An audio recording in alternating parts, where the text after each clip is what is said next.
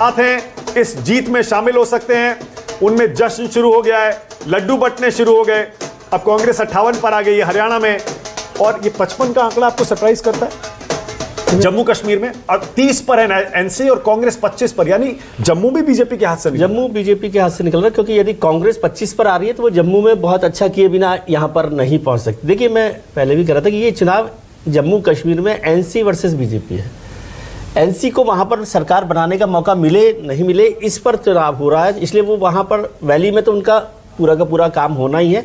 जम्मू के लिए आपको याद हो कि उमर अब्दुल्ला साहब ने 4 दिन पहले जब इलेक्शन हो रहे थे उससे पहले कहा था कि राहुल जी आप जम्मू जाइए, वैली को छोड़ दीजिए।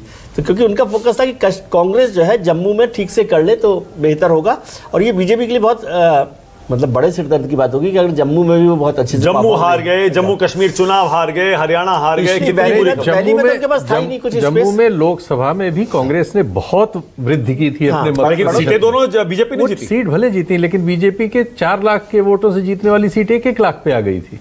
लेकिन तो जम्मू में था कि बीजेपी को अच्छा प्रदर्शन कर पाएगी शायद, जम्मू में करेंगे। हरियाणा में मुख्यमंत्री सैनी को छोड़कर सारे के सारे मंत्री पीछे चल रहे हैं।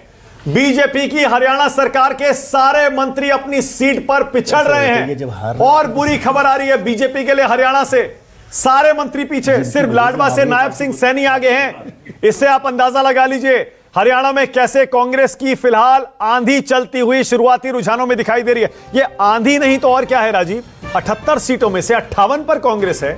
अगर अगली 12 सीटों में इसी प्रपोर्शन में कांग्रेस बढ़ती है तो 65 तक चली जाएगी। देखिए, कांग्रेस पार्टी हरियाणा में कंफर्टेबली गवर्नमेंट बनाएगी। अब ये सीटों का ऊपर नीचे कितना होगा मुझे नहीं मालूम। मैंने पहले दिन कहा था कि 46 से उसकी शुरुआत होगी। अब वो 50 जाए, 52 जाए, 60 जाए, 62 जाए, 65 जाए, ये तो नहीं, 65 बहुत बड़ी जीत होगी। 65 तो 65 जा भी सकती है, ऐसा नहीं है कि नहीं जा सकती है। लेकिन नायब सिंह सैनी भी पीछे हो गए। मेरा इसलिए ये मुख्यमंत्री और सारे मंत्री पीछे बीजेपी के। आपको बार बार कह रहा हूं कि लाडवा और अंबाला कैंट दोनों ही इतना आसान नहीं। मैं ये आपसे बार बार कह रहा हूं, जब तीसरी शक्ति वहां है ही नहीं और आमने सामने की टक्कर है, और 10 साल का शासन भारतीय जनता पार्टी का है, और उनके मुख्यमंत्रियों की ऐसी कोई अपील नहीं है। एकमात्र बीजेपी के पास उम्मीद नरेंद्र मोदी, उनका चेहरा, उनका जो कुछ भी है, सिर्फ उसी के बदौलत लड़े। वहां के मैं आपको बताऊं, भारतीय जनता पार्टी के जो कैंडिडेट्स हैं, जो पहले सिटिंग विधायक भी थे, या दूसरे कई कैंडिडेट्स दूसरी पार्टियों से जो 6 महीने के भीतर आए, उनको टिकट मिले।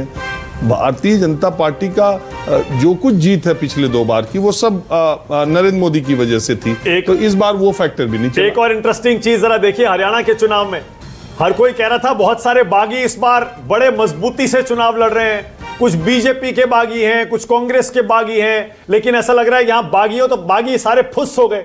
एक सिर्फ गोपाल कांडा आगे चल रहे हैं इंडिपेंडेंस में, बाकी सबको कांग्रेस ने साफ कर दिया। ऐसा लग रहा है कांग्रेस की आंधी चल रही है।